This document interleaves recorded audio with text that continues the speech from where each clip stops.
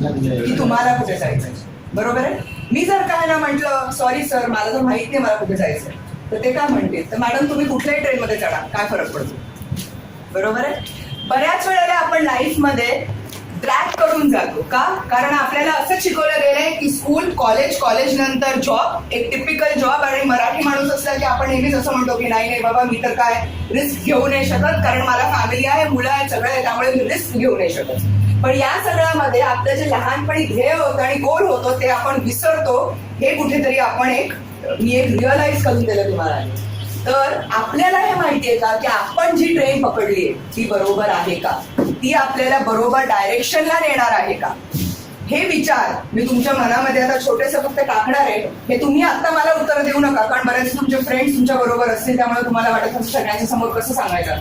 रात्री घरी गेल्यावरती स्वतःला प्रश्न विचारा की मी बरोबर ट्रेन पकडली आहे का.